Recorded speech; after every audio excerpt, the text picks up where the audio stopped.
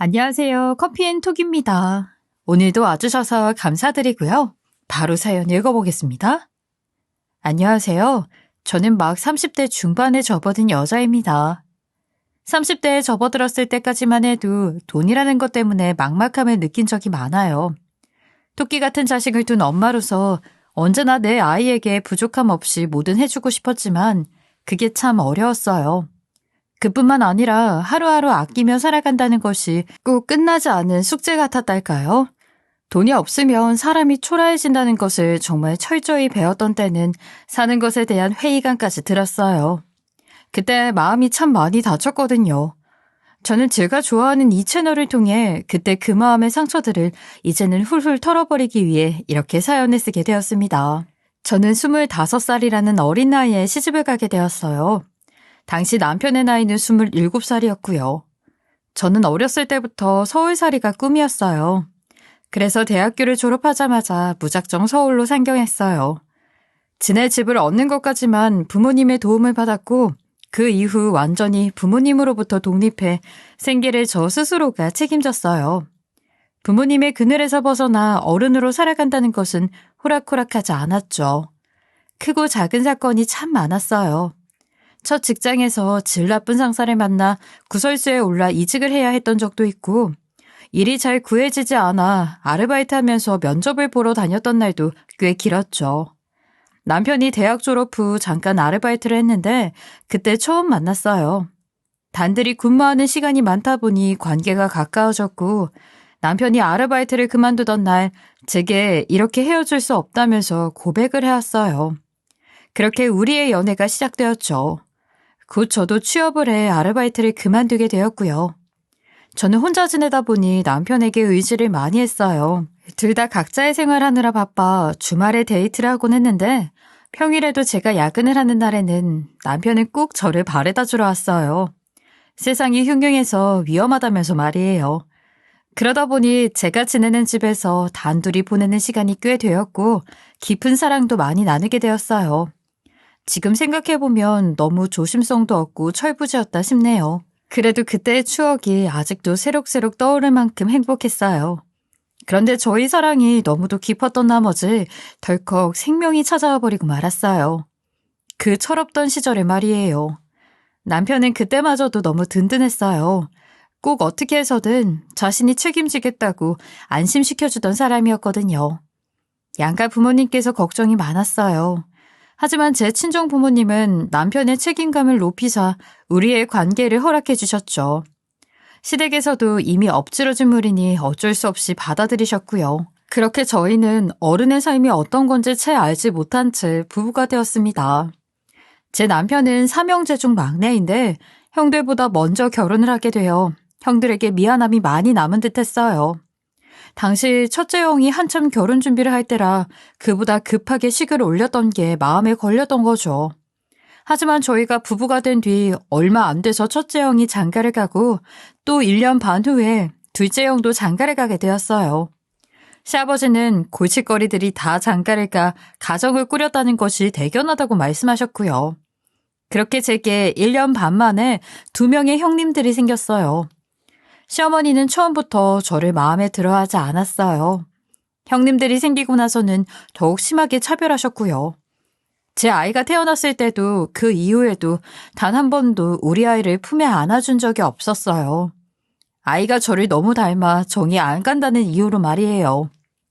시어머니가 저를 이렇게까지 싫어하는 이유는 내놓을 만한 집안도 아니고 너무 어린 나이에 시집을 간 터라 사회적인 면으로 봐도 볼품이 없었기 때문이에요. 거기다 덜컥 임신한 탓에 자기 아들의 발목을 잡았다는 이유도 저를 미워하는데 한몫했고요. 심지어는 제가 지방에서 나고 자라 대학교도 지방에서 다녔는데 그것조차 매우 창피해하셨어요. 제가 아무리 이쁨을 받기 위해 노력해도 시어머니는 그마저도 꼴 보기 싫다고 했습니다. 그러니 시댁에서 저는 길을 펼 수 없었어요. 늘 죄인 취급을 받았거든요. 또 일찍 결혼한 것도 모자라 애까지 있으니 경제적으로도 매우 어려웠어요. 그래서 명절이나 생신 때 같은 날 시부모님 용돈을 챙겨주는 것도 부담이 되었죠. 하지만 마음을 표현하는 거니 적은 돈이지만 매번 10만 원씩 꼭 챙겨드렸어요. 하지만 용돈 봉투를 받을 때마다 시어머니는 고작 이거 챙겨주려고 봉투까지 담아준 거냐며 봉투값이 아깝다면서 이 돈으로 뭘 하라고 주는 거냐고 형님들의 반만이라도 좀 따라가 보라며 면박을 주었죠. 형님들은 능력이 좋았거든요. 그래서 늘 시어머니에게 용돈도 넉넉히 챙겨주고 선물할 때면 늘 명품으로 챙겨주곤 했어요. 그 덕에 시어머니의 편애는 점점 더 심해지기 시작했고요. 둘째 형님은 강남에서 나고 자란 데다 집안도 빵빵하고 직업도 출중했어요. 그래서 시모가 며느리 중 가장 아꼈고 또 그만큼 조심스러워했죠. 첫째 형님도 강남 출신인데 집안은 둘째 형님에 비하면 평범한 수준이었지만 자수성가해 형님이 돈을 참 잘 벌었고요. 그러니 당연히 능력 있는 며느리들이 예쁠 수밖에요. 자기 아들 팔자 고치고 자신도 덕을 보니 얼마나 좋겠어요. 시어머니가 형님들에게 바라는 건 그저 건강한 손주를 낳아주는 것뿐이었습니다. 특히 첫째 형님께는 아들을 바래서 한약까지 손수 지어주기까지 했고요. 반면 저에게는 모욕이 끊이지 않았어요. 돈도 없는데 겁도 없이 애부터 낳았으니 앞으로 제가 뭘 할 수 있겠느냐면서 경단녀가 괜히 있는 것이 아니라며 평생 가난하게 살다 뒤질 팔자라고 말이죠. 가족들이 모인 자리가 맞든 아니든 상관없이 시어머니는 저만 보면 그렇게 무시하고 홀대했어요. 그러다 보니 처음에는 의아해하던 형님들도 물이 들더라고요. 그래서 여자 셋이 합세해서 저를 무시하느라 바빴어요. 정말 자주 있던 일인데요. 저희 시댁은 정말 자주 모였어요. 형님들이 시댁에 올 때마다 뭔가를 챙겨오니 시어머니는 그것을 받기 위해서라도 더욱 가족 모임을 추진하는 편이었죠. 하지만 제게는 정말 지옥과도 같았어요. 왜냐하면 저를 정말 보잘것없는 사람 취급을 하는 여자들이 다 모이는 날이기 때문이에요. 어느 순간부터 저는 가족들과 한 상에서 식사하지 못했어요. 식사 준비를 전부 제가 하는데도 찬밥 신세였어요. 그나마 다행인 것은 우리 아이까지도 차별하지 않는다는 거예요. 제가 그 식사 자리에 끼지 못하는 이유는 능력 없고 재수 없는 제가 끼면 물을 흐린다는 거였어요. 가족들이 거실에 한 상 차려놓고 식사를 할 동안 저는 주방에서 간단한 반찬에 대충 서서 끼니를 때워야 했어요. 누구 한 명 제게 와서 함께 식사하자는 말조차 하지 않았죠. 남편은 시어머니의 눈치를 보느라 큰 목소리를 내지도 못했어요. 그러니 힘없는 저희 부부는 그들의 암묵적인 룰에 따르는 수밖에요. 시어머니는 주방에서 끼니를 때우는 저를 볼 때마다 듣기 거북한 말을 했어요. 아유, 꼴값을 하는구나. 한 끼 안 먹는다고 죽는 것도 아닌데 이렇게까지 하면서 먹어야겠니? 그래도 제가 다 준비한 음식인데 저도 식사는 하고 가야죠, 어머님.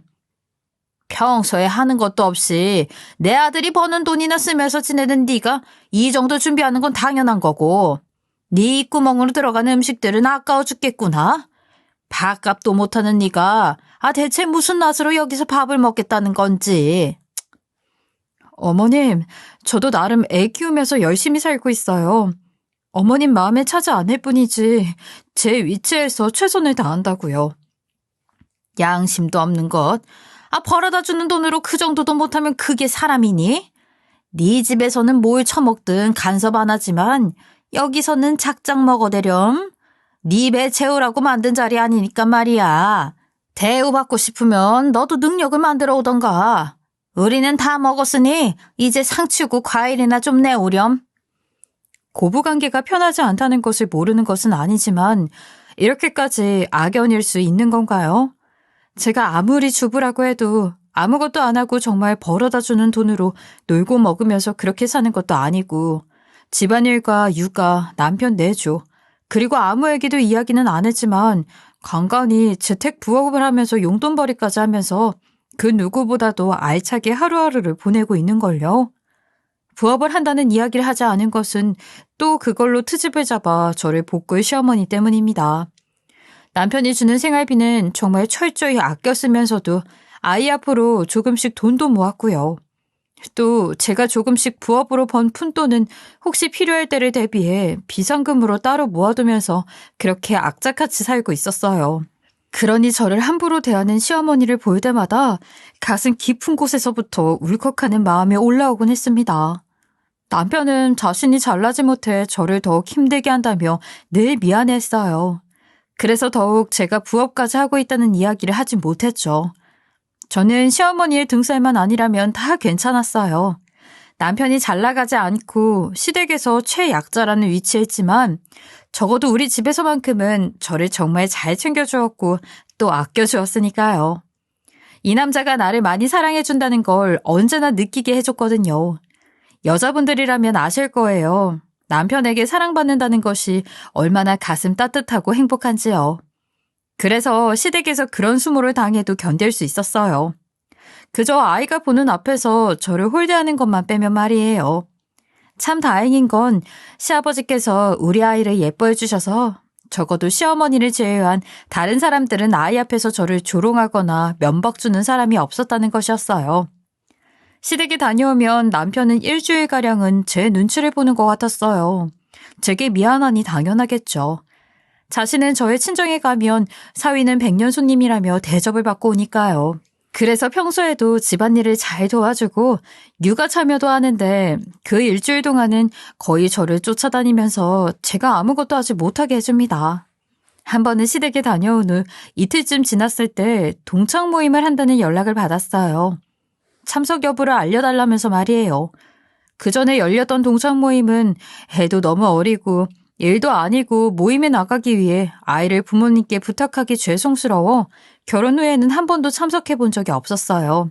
그날도 어차피 나가지 못하니 기대조차 하지 않았었고요. 그런데 남편이 우연히 제 핸드폰에 동창 모임에 관련된 연락이 온 것을 보았는지 제게 이번 동창 모임은 다녀오라는 겁니다. 저는 남편의 말에 애가 있는데 어떻게 가냐고 꼭 가야 하는 자리는 아니니까 괜찮다고 거절했어요. 그러니 남편은 제게 몇 년 동안 애 챙기며 자기 내조까지 하느라 고생하지 않았냐고 그날은 자기가 회사 반차를 쓰고 일찍 퇴근할 테니 그날만큼이라도 푹 쉬면서 그동안 못하고 미뤄왔던 것이 있으면 뭐든 하고 오라는 거예요. 제 수고를 알아주는 것도 너무 고마운데 저만의 시간을 주겠다는 남편의 말에 얼마나 고마웠는지 몰라요. 그래서 저는 정말 몇 년 만에 동창 모임에 참석할 수 있게 되었어요. 그런데 그간 육아에 치이면서 아끼며 살다 보니 그런 자리에 입고 나갈 만한 옷 한 벌이 없는 겁니다. 그렇다고 목이 다 늘어난 티셔츠를 입고 나갈 수도 없는 노릇이고요. 저는 차마 그 자리를 위해 옷을 살 수는 없겠더라고요.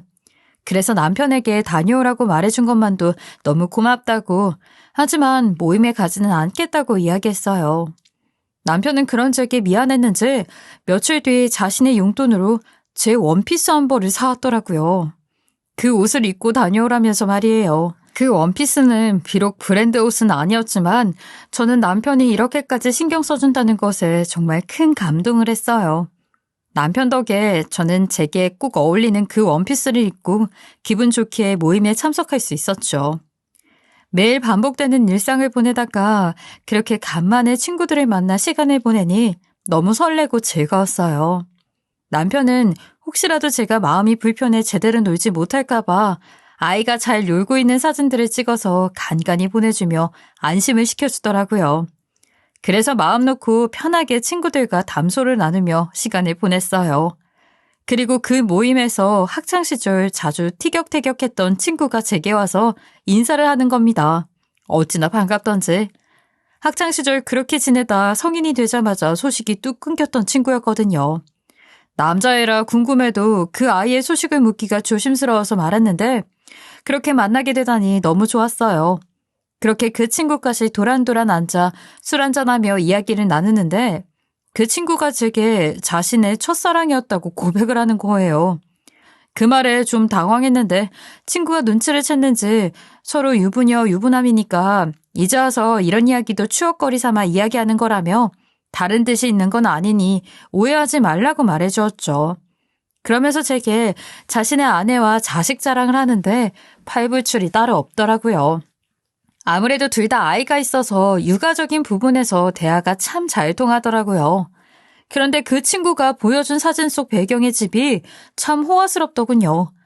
거기다 아내와 아이가 입고 있는 옷도 죄다 비싸 보였어요. 거기다 집에서 신는 실내 슬리퍼까지 명품이었죠. 저는 부러운 마음에 집이 참 좋다며 부럽다는 말이 툭 튀어나와 버렸어요. 친구는 자신이 부동산에 관심이 많아 종잣돈으로 투자를 하기 시작했는데 그게 벌써 몇 년 전이라며 처음엔 자기도 참 고생을 많이 했다고 말하더라고요.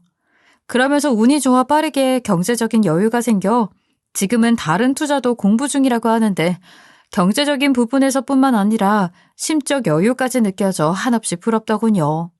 그런 모습을 보는데 저도 많은 돈은 아니지만 부업으로 그동안 열심히 모은 돈으로 투자라는 것을 해보고 싶다는 욕심이 꾸물꾸물 올라왔어요. 하지만 차마 용기도 안 났고 또 친구에게 도움을 받고 싶다는 생각을 했지만 내가 첫사랑이었다는 이 친구에게 차마 도와주라는 말이 안 나오더라고요. 자존심이 상한다고 느꼈거든요. 첫사랑이 이렇게 힘들게 산다는 걸 보여주고 싶지 않았달까요? 그저 제 자격지심 때문에 부탁할 용기가 안 났어요. 그래서 그냥 친구들과 아가씨 때처럼 수다나 양껏 하고 집으로 돌아와 버렸죠.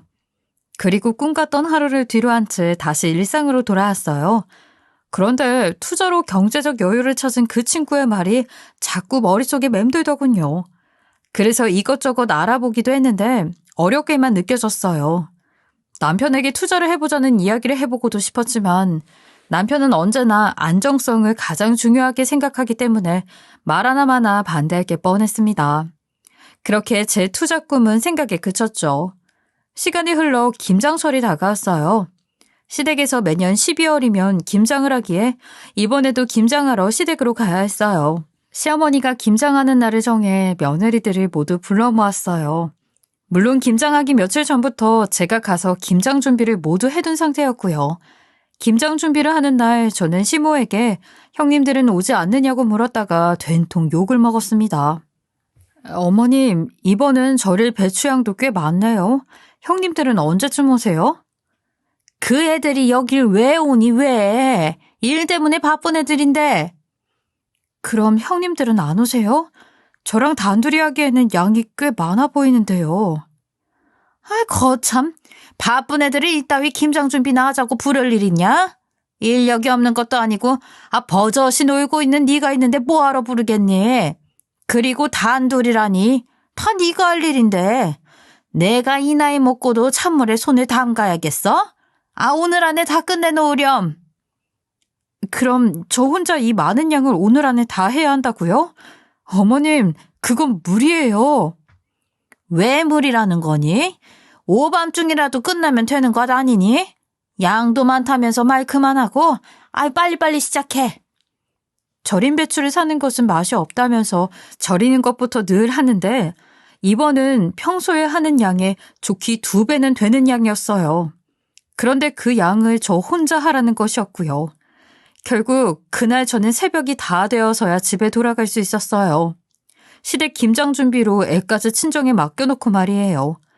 그 고생을 하고도 저는 김장 당일날도 빠질 수 없었어요.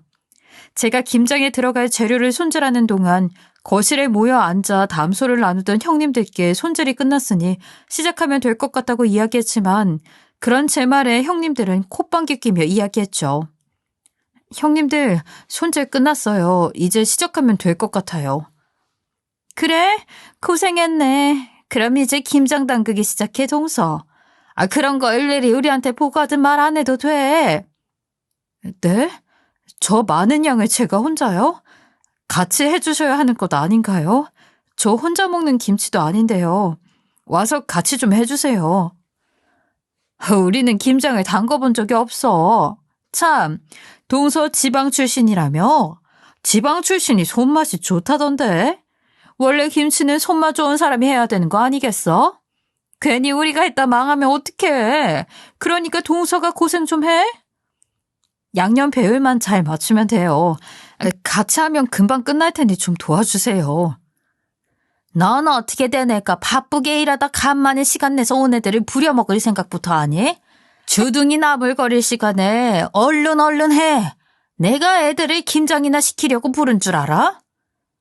어머님, 제가 혼자 다 할 것 같았으면 저희가 먹을 양만 제 집에서 했겠죠. 이건 정말 너무하신 것 아니에요? 아, 뭐야? 이 못돼 처먹은 것이? 네가 이러니 내가 널 예쁘게 볼 수 있겠니? 입 닥치고 빨리 시작이나 해.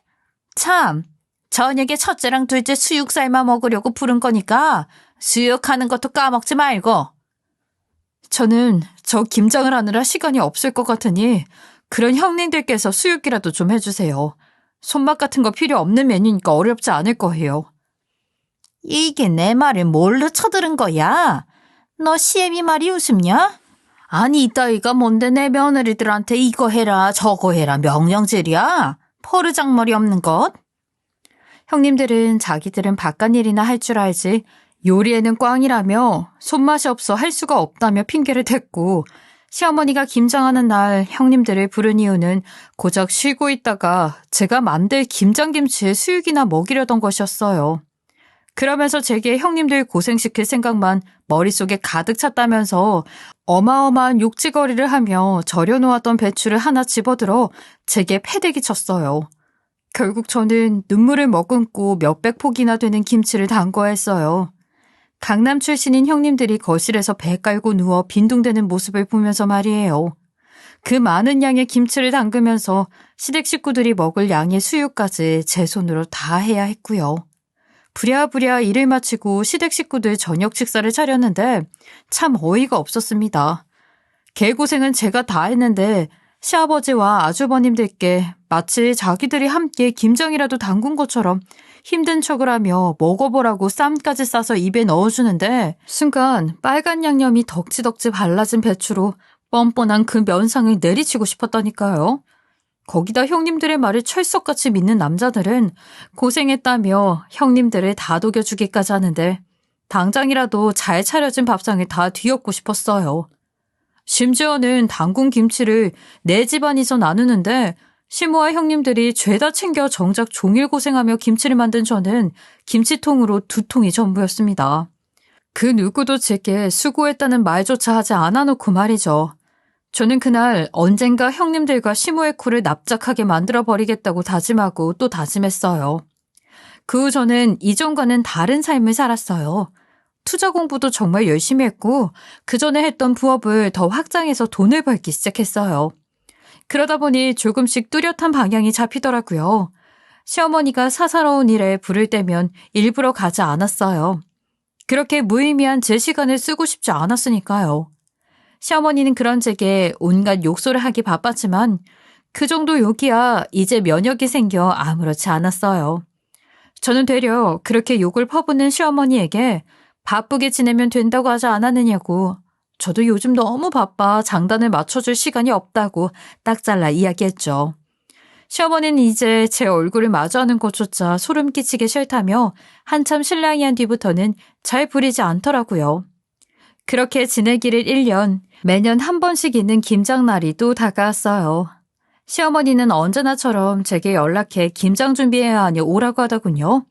저는 시댁으로 넘어갔고 정말 이번에도 저만 불렀더라고요. 그래서 시어머니에게 형님들도 모두 불러서 함께 준비하자고 이야기했어요. 역시나 시모는 또 제게 바쁜 사람들을 못 괴롭혀 안달이라며 난리를 치더라고요. 하지만 저는 시어머니의 말에 아랑곳하지 않고 형님들에게 전화해 시어머니가 김장 준비를 하자고 시댁으로 오라고 하니 모이라는 말을 전했어요.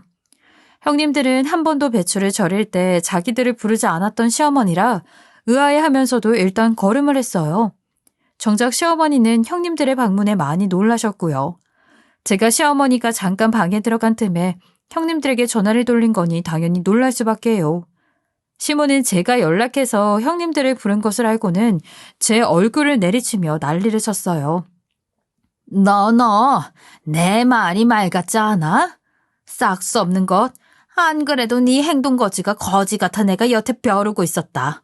아, 잘됐다. 이참에 네 정신머리가 바짝 들게 해줄 테니 각오해.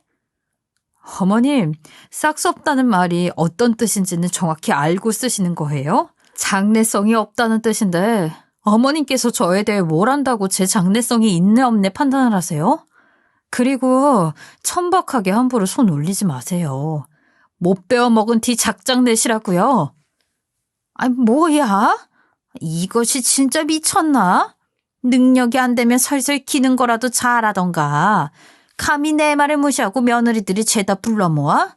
네가 이러고도 내가 가만히 보고만 있을 줄 알았냐? 시애미 알기를 우습게 하는 년은 아주 반 없애놔야 해. 어머님께서 누누이 제게 말씀하셨잖아요. 바쁘고 돈 많으면 이런 고생 안 해도 된다면서요. 그래서 서로 피차 바쁜 처지 같으니 제가 형님들도 부른 거죠. 저도 형님들만큼 바쁘게 사는 중이라서요. 그게 뭐 잘못됐나요? 아, 동서. 듣고 있자니 기가 차네. 동서가 바쁘면 얼마나 바쁘다고 우리를 불러대? 능력도 돈도 없으면서 어디서 그런 허세를 부려? 막내면 막내답게 굴어야지. 그 보잘것없는 몸뚱이 하나 딸랑 있는 주제. 감히 우리랑 동등한 위치에 서려는 게 말이나 되니? 이게 다 무슨 추태냔 말이야. 제가 허세를 부리는 건지 아닌지 확인해 봤어요. 참 웃기네요. 동등한 위치? 그건 돼봐야 하는 거죠. 그래, 능력이 없으니 그런 파락도 쳐보는 거지. 이번만 좋게 넘어가 주는 거야. 한 번 더 이따위로 행동하면 얄짤없을 줄 알아? 어머님, 그래도 여기까지 왔으니 어머님과 시간이나 보내고 가야겠어요. 어차피 막내 동서 있으니 저녁까지 먹고 가도 될 테고요. 동서, 뭐 하고 섰어? 김장 준비한다며. 마트 가서 재료나 사와. 첫째 형님 말처럼 마음에는 안 되지만 이 집안의 막내 며느리는 맞으니 막내답게 장 봐올게요. 제가 연락하면 재료 가지러 내려오세요. 혼자 어떻게 다 들고 가겠어요? 몸뚱이가 하나인데. 저는 전화하면 내려오라는 말을 남긴 뒤 주차장으로 내려왔어요. 그런데 형님들은 제 마지막 말에 기분이 많이 언짢았는지 제 뒤를 따라 내려왔더라고요. 마침 제 차에 올라타려고 막 차 문을 열었을 때였는데 형님들은 제가 마트를 가기 위해 올라타려는 차를 보고는 놀라 뒤로 자빠졌습니다. 왜냐고요? 제가 시댁에 타고 온 차가 바로 외제차였기 때문이에요. 거기다 그 중에서도 꽤 높은 급의 차였으니 형님들이 놀라는 것은 너무도 당연해요. 1년 전만 해도 저는 교통비를 아낀다며 택시도 안 타고 버스만 타고 다녔으니 말이에요. 형님들은 저를 나무라기 위해 내려왔다는 것도 잊은 채 도대체 이게 다 어떻게 된 것이냐며 어떻게 제 능력에 이 비싼 차를 끌고 다닐 수 있느냐고 돈 많은 남자라도 문게 아니면 이게 말이나 되냐며 바람이 나도 단단히 났다고 노발대발을 하더라고요. 그러면서 당장 시어머니에게 이 사실을 알려야 한다며 시댁으로 곧장 올라갔어요. 저는 유난 떠는 형님들의 행동에 동요하지 않고 차에 둔 서류 봉투를 챙겨 시댁으로 다시 올라갔습니다. 제가 형님들까지 다 불러 모은 이유는 바로 이것이었으니까요. 시댁에 올라가 현관문을 열자 시어머니는 제게 성큼성큼 다가와 다시 제 멱살을 잡았어요. 이게 보자 하니까 이제 뒤에서 더러운 짓까지 벌여? 어떻게 내 아들을 두고 그런 짓까지 할 수 있어? 이 돈에 환장한 거사. 뻔뻔하게 바람난 놈이 사준 차를 타고 여길 와? 넌 오늘 내 손에 없어질 줄 알아. 제가 돈 많은 놈이랑 바람난 게 확실해요? 증거 있냐고요? 뭐야? 바람난 게 아니라면 네 능력으로 외제차가 가당키나 해? 이 더럽고 난잡한 것. 형님들은 팔짱까지 낀 채로 저와 시모를 구경이나 하고 있었어요. 제게 난잡하다며 욕을 한 뒤 또다시 제 멱살을 잡으려는 순간 저는 타이밍 좋게 시어머니의 팔목을 잡아 제지했죠. 그리고 저는 제 손에 있던 서류 봉투에서 서류 뭉치를 꺼낸 뒤 시어머니와 형님들에게 집어 던졌어요. 내 얼굴에 아무렇지 않게 손 올릴 정도로 나 능력 없지 않거든? 눈이 있으면 제대로 보거나 말해. 뭐? 바람? 그 덜 떨어진 머리들에서 뭐 그럴싸한 말이나 나오겠어? 제대로 보고 앞으로는 생각하고 행동해. 한 번만 더 나를 업신여기는 행동 보였다간 나도 더는 가만히 있지 않을 거니까. 형님들은 도대체 제가 뿌린 서류가 뭐길래 이렇게 당당한가 싶어 흩뿌린 서류를 집어들고 확인했고 곧 놀라 입을 다물지 못했어요. 형님들의 놀란 모습에 시어머니도 궁금한 것을 참지 못하고 첫째 형님 손에 들린 서류를 뺏어들어 확인했어요. 그리고 그 손까지 덜덜 떨며 서류와 저를 번갈아 쳐다볼 뿐이었어요. 그렇게 한참을 보더니 갑자기 바닥에 무릎을 꿇더라고요. 그러고는 제게 사과하기 시작했어요. 도대체 무슨 서류길래 저를 그렇게 무시하던 시어머니가 무릎까지 꿇었냐고요? 그 서류는 바로 제 재산을 일목요연하게 기록해둔 서류였습니다. 사실 동창 모임에서 만나게 된 제가 첫사랑이었다던 친구가 모임이 끝난 뒤 일주일쯤 지났을 무렵 제게 전화를 했어요. 아무리 남편이 아이를 본다지만 마음이 쓰여서 친구들보다 일찍 자리에서 일어났었는데 제가 간 뒤 제 이야기가 나왔었나 봐요. 친구들이 제 사정을 이야기했는지 자신 역시 힘겹게 살던 시기가 있으니 얼마나 힘든지 충분히 이해한다며 제게 도움을 주고 싶다는 거예요. 저는 처음에는 자존심도 좀 상하고 모아둔 돈도 많지 않아 도와준다 해도 실현하기 어렵다고 거절했죠. 하지만 친구는 돈이 많지 않아도 투자하는 방법이 다 있다며 자신이 했던 방법을 전부 알려주겠다는 거예요. 제가 그런 도움을 받아도 되는지에 대해 참 고민이 많았어요. 하지만 아이가 클수록 앞으로 돈도 많이 들 테고 저희도 이제는 안정적인 경제력을 가지고 싶다는 생각이 더 지배적이었던 터라 친구의 도움을 받기로 했죠. 그래서 저는 정말 열심히 배웠어요. 그리고 친구가 알려준 그 방법을 토대로 조금씩 투자를 해나가기 시작했어요. 처음에는 미숙한 부분이 많아 미미한 결과가 있기도 했지만 남편과 합심해 공부를 하다 보니 시간이 지날수록 점점 성과가 보이더라고요. 그리고 그렇게 투자에 미쳐서 공부하고 돈 벌고 투자하는 삶을 산 지 1년이라는 짧은 시간 안에 제가 계획했던 것보다 더 어마어마한 경제적 자유가 생겼습니다. 시어머니는 바람을 폈다는 말이 마음에 걸렸는지 능력이 생긴 제가 자신의 아들을 버리기라도 할까봐 무릎까지 꿇고 빌었던 거예요. 그런데 더 웃긴 것은 형님들이었습니다. 제 재산을 본 형님들은 갑자기 저를 옹호하기 시작했어요. 제가 바람필 리가 없다는 걸 알고 있었다며 자신들이 너무 저급한 오해를 해서 미안하다면서 짧은 시간 안에 이렇게 큰 부를 얻다니 너무 대단하고 멋지다면서 말이에요. 시어머니와 형님들은 그 해의 김장은 제게 손 하나 까딱하지 말라며 자신들이 다 하더군요. 그리고 얼마 뒤 형님들이 차례로 제게 만남을 청했어요. 그 이유 역시 제 재산 때문이었죠. 무슨 말이냐면 실은 자기들이 돈이 많다는 것을 과시했고 또 시어머니가 띄워주니 그게 너무 좋았던 나머지 밝히지 않았는데 둘 다 경제 사정이 썩 좋지 않았던 겁니다. 돈을 잘 벌다 보니 쓰는 것이 해퍼졌고 그렇게 흥청망청 돈을 써대느라 실질적으로 보유하고 있는 재산은 얼마 되지 않았던 거예요. 그래서 제 재산이 적힌 서류를 봤을 때도 아연실색했던 거고요. 형님들은 자신의 분수를 모르고 돈이 많다는 이유로 많은 일을 떠벌렸고 결국 다 망해 빚이 점점 쌓여가는 상황이었더라고요. 저는 그런 형님들께 제가 힘든 시절 그렇게 무시하더니 참 잘된 일이 아닐 수가 없다고 이야기했어요. 형님들은 제 말에 기분이 상해 얼굴이 울그락불그락해졌지만 꾹 참으며 웃으며 경제적 도움을 청했지만 저는 끝까지 도와줄 수 없다고 엄포를 놓았어요. 시어머니도 이제부터 잘하겠다며 제가 그간 마음에 쌓아뒀던 안 좋은 감정들은 그만 털어버리라고 몇 날 며칠을 전화해서 이야기하는데 그런 시어머니에게 마음에 쌓아둘 게 뭐가 있냐고 앞으로는 볼 일 없을 텐데 별 걱정을 다 하신다는 말을 한 뒤에 시댁 식구들과의 모든 연을 끊어버렸습니다. 남편도 그간 수년간 저희가 당했던 것들이 있어 제게 앞으로는 시댁이 없다 생각하고 살자고 하더군요. 저는 남편까지 그렇게 이야기하니 되려 마음이 더 편했어요. 그 후로는 시댁에서 최대한 멀리, 친정과는 최대한 가까운 지역으로 이사를 가 친정과 자주 왕래하며 지냈어요. 2년이 지난 지금도 여전히 저는 시댁과는 일절 만나지 않고 있습니다. 남편에게 가끔 연락이 오는 듯 하지만 남편도 진저리가 났는지 받지도 않고 거절하더라고요. 시댁과 연을 끊은 지 몇 개월 안 됐을 때 아주버님들이 남편에게 연락한 것 때문에 알게 된 사실이 있는데 제게 돈을 빌리기 위해 연락해왔던 형님들이 겁도 없이 동어까지 시작해 빚이 빠른 시간 안에 어마어마하게 불어났다고 해요.